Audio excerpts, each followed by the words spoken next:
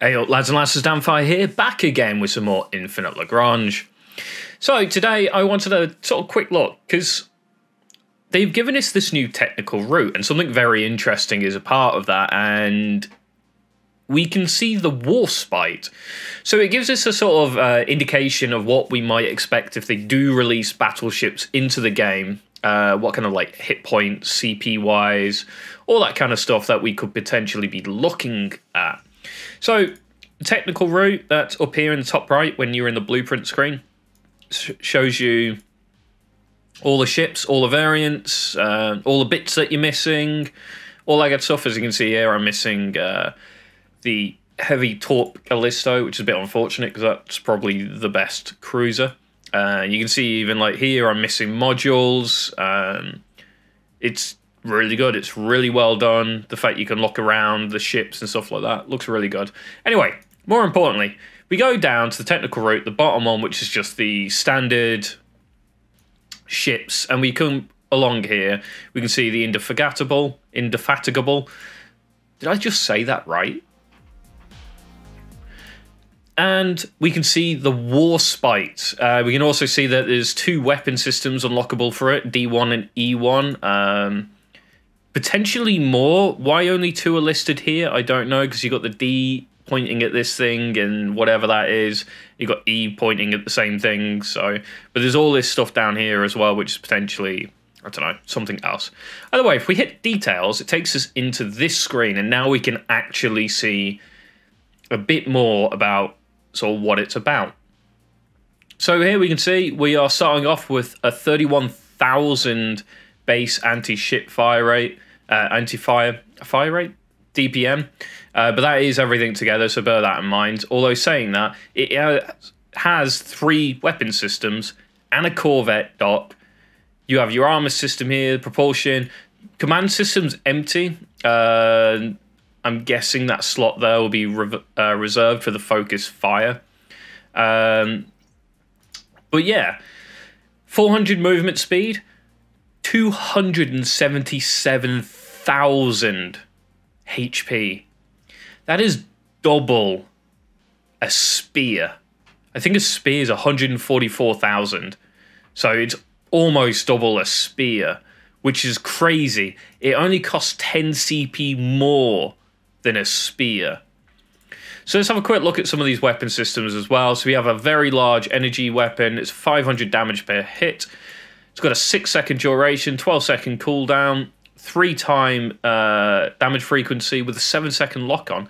So it's pretty comparable to the base IO. A bit more damage output than the base IO, I believe, at 10,000. I can double check that in a minute. But yeah, pretty nice system. Shame we can't click on the enhanced systems, but I'm guessing you're going to see the standard stuff in here. Probably the standard sort of strategy that seems to be everywhere, which is the reduced cooldown by 80% for 10 seconds or 15 seconds every 80 seconds is probably what I'd guess is on here. And then your standard hit rates and cooldowns and damage. But pretty shiny. It's also got this nice torpedo system. It's got a 300 damage per hit. Targets destroyers first. 4-second duration, 1 times 2 attacks, but there's 4 of them, with a 16-second cooldown and a 4-second lock-on speed. Pretty decent torpedo system, in my opinion.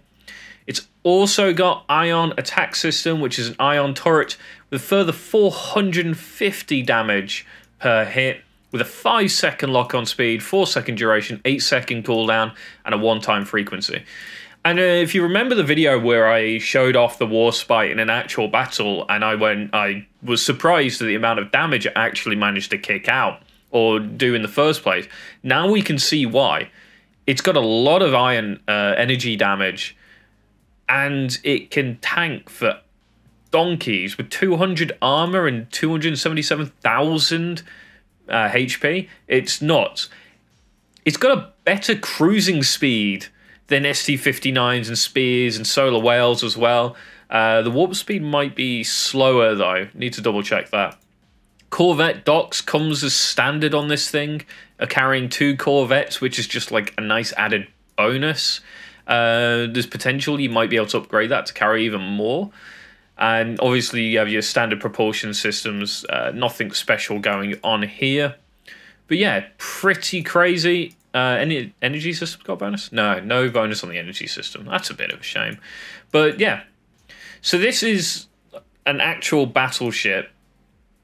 It's the only one currently in the game. It's currently not even available to us as players.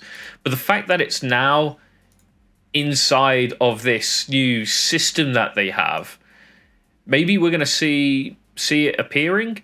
And I wonder if this system might change how loot boxes work. As in, like, maybe you need to progress through the tree to get to the end, as opposed to just randomly getting stuff. So if you pick up, you know, for an example here, the XT-8, then you'll be able to potentially acquire the XT-8, the armed missile survey ship, and eventually down to the XT-10 torpedo destroyers, and so on and so forth, along this sort of weird thing that they've put in. Because I can't really understand why it's here, except to show off your ships, I guess. But yeah, really interesting. Check out the Warspite yourself. Like I said, 277,000 hit points, 31,000. Have a look at a base spear, shall we? Base spear, 27,000 and 16,000 HP. So yeah, almost double a spear for 15 CP more, which in my opinion is absolutely and utterly worth it. Although bear in mind this is a base spear, but again that is a base Warspite that we were looking at. So I think that's a fair comparison. And this is the closest thing players can potentially, you know, get up damage-wise, tank-wise, to the Warspite anyway, which is a battleship, and this is a battlecruiser. So they are different classes, so just be reasonable there. You can also have 3 in service, I believe, which works out quite nicely, because I believe you're pushing maybe 3 fleets max anyway. So you have 1 for each fleet, potentially, if they do add a command or something like that in here. The costs, though, are astronomical. This is double the Eternal Storm cost-wise, I believe, or near enough. Definitely the Crystal is, and the due on mine's currently at 50-something thousand and 60-something thousand Crystal, and that's with a good 150-ish tech points or somewhere around there put into it. I can't remember. I think it's about 120, 130,000 metal, so... And that is currently the most expensive battlecruiser to build. So this is double the cost yet again. So yeah, quite interesting. You can have a bit of a read here as well. Either pause the video here or just go into the game yourself and check it out. But yeah, front row. It's siege. It carries corvettes. The fact that it's front row and it gets emergency evasion is nuts as well. ST-59s need that, but they don't get it even if you put them on the front row. So yeah, there we go. The Warspite, possibly look into potential battleships coming into the future. We can only hope at the moment because I have no details if they're bringing them or not. But the fact that they've put this in kind of potentially argues the point. Although at the same time, this could just be a pirate battlecruiser, although they have the Indefatigable. So I don't know. It wouldn't make sense for it to be another battlecruiser for the pirates. The only reason I think of that is because you have the destroyer, wherever it is, this thing, yeah, the Starsweeper Iron Cannon Cruiser, but it's actually a destroyer, if I remember rightly. Quick to build, energy against middle ships.